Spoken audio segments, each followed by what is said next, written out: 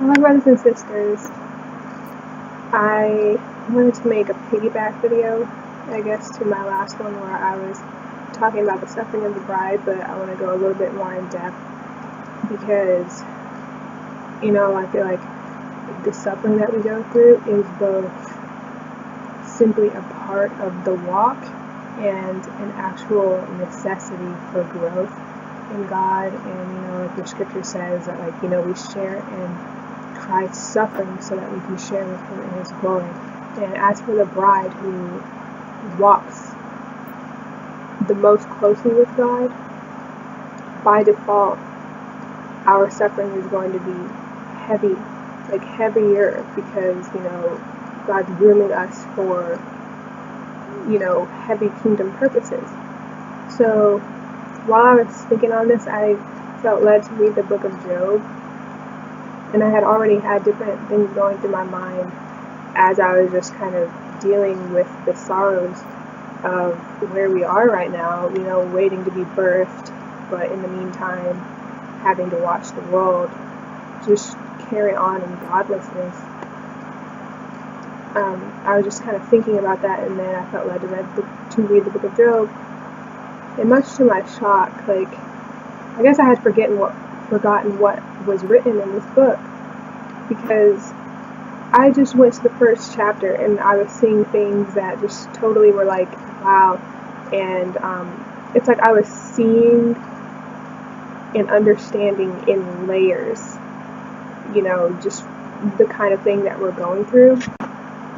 Sorry about that. The kind of thing that we're going through, and the outcome of it, and the purpose of it. And so I wanted to talk about that. Just like a short summary of the first chapter, and then just some verse by verse explanation of those layers that I was seeing. Basically, we as the bride and Job were very similar, because it's we're very rich in Christ, and at the same time we end up very spent in this life, physically spent, sometimes emotionally spent, mentally spent, and spiritually spent, because sometimes the evil just can wear you down a little bit. But anyway, Job was a rich man, pretty much. He was a rich man. He had many possessions. He was just really in a good state of life.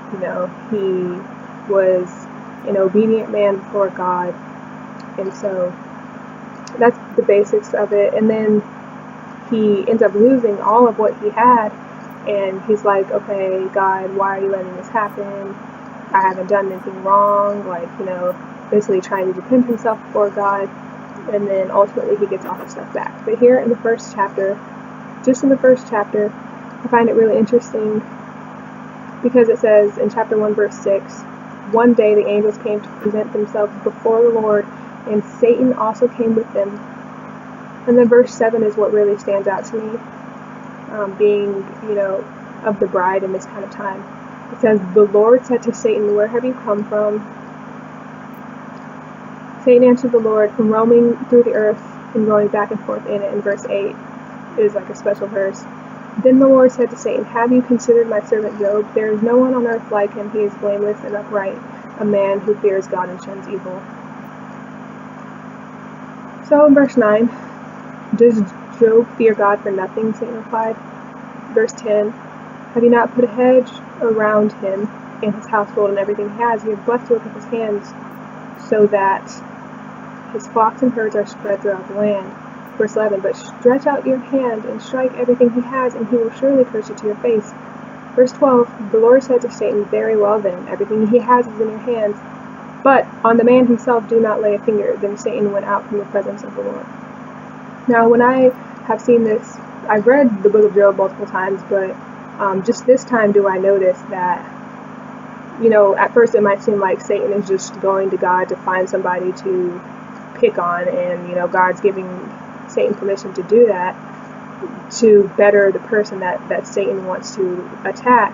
But what I find so interesting is in verse 8, it says, "Then the Lord said to Satan, have you considered my servant Job? There's no one on earth like him. He is blameless and upright, a man who fears God and shuns evil." Like, this verse 8 is so significant, because basically what's going on here on a deeper level is that it's almost like God is volunteering Job to be a target.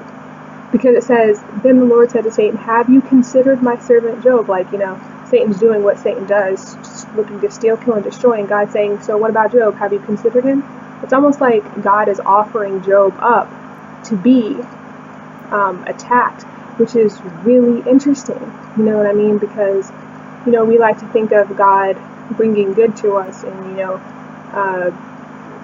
He does work out all the things for our good in Him and our growth in Him, but it's like God literally is like volunteering Job to be a target for Satan. And then, Satan says, "Stretch out your hand and strike out everything he has, and he will surely curse you to your face." The next interesting thing that God himself does is give Satan the permission to do that. He says, "Okay, very well then, everything he has is in your hands, but on the man himself do not lay a finger." So God is still maintaining control. And it is through what God permitted Satan to do. First, God volunteered Job to be a test subject, so to speak, because this became a big trial for Job, just as this life is a big trial for us. And then God gave Satan permission to take what he has, pretty much. And then, like, throughout the rest of that chapter, like, Job gets hit with sorrows back to back to back to back. It's like he loses everything all at once. Okay, let's see. Then it says, one day, when Job's sons and daughters were feasting and drinking wine at the oldest brother's house, a messenger came to Job and said, "The oxen were plowing and the donkeys were grazing nearby, and the Sabeans attacked and carried them off. They put the servants to the sword, and I'm the only one who's escaped to tell you." While he was still speaking, another messenger came and said, "The fire of God fell from the sky and burned up the sheep and the servants, and I am the only one who has escaped to tell you." While he was still speaking, another messenger said, "The Chaldeans formed 3 raiding parties and swept down on your camels and carried them off. They put the servants to the sword, and I'm the only one who has escaped to tell you." And then the next servant says, this is back to back to back. The very next, right after that, the next servant says, "Well, yeah, so your house was struck at the 4 corners, and it collapsed on your children, and they're dead." And so it's like Job lost his possessions, he lost his home, he lost his children, like all of his stuff just went at one time. And Job's response to that was, "Naked I came from my mother's womb, and naked I will depart. The Lord gave, and the Lord has taken away. May the name of the Lord be praised." And then verse 22 in the first chapter. In all this, Job did not sin by charging God with wrongdoing. And I just thought that whole chapter speaks volumes for what we go through too. In other words, suffering, it's very painful as it happens. If you continue reading through the book of Job, Job is pretty much complaining, and he's upset, and just saying, "Why me?" basically, throughout the majority of the chapters. But it's God himself who let it happen to Job. And what's interesting is that at the end of the book, Job gets everything that he had back, but what he gets given is greater than the amount of what he originally had. And so my point is, when you think about sufferings of the bride, first of all, God allows it. He allows that suffering. Like how he basically, it's like he volunteered Job as a candidate to be attacked by Satan, basically. Because God knew Job's heart. God knew that Job was capable of withstanding it, and that Job would honor God, even, in the midst of that. He knew that Job was capable of it and didn't give him more than he could bear. Secondly, what if God never did that? What if God never even said, "Have you considered my servant Job?" Satan might not have even mentioned anything about strike out your hand, or, strike this and that in his life, take it away from him, and he'll surely curse you to your face. Satan might not have even gone there, because, it's like God gave Satan the idea in the first place, and then right after that gave Satan permission to give Job troubles, but God's hand of control and protection was still over Job, because God specifically said on the man himself, do not lay a finger. And then at some point, like, Satan was allowed to afflict Job with painful sores, but then God still said, but you must spare his life, pretty much. So yeah, so God stays in control while we go through these sufferings. And I just thought it was so interesting, because I'm like, it definitely for us of the bride who, you know, after this, we're being groomed like soldiers, truly like soldiers, like the kind of things that we go through, the kind of things that we must endure.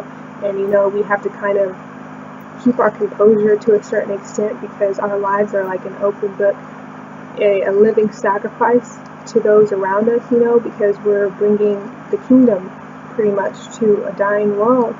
Like we're like soldiers, like we really are in the spirit, and it feels that way when you're going through your trials. It feels like you're being put through the fire. It's very, very tangible and painful in the moment. But if God didn't do this to us,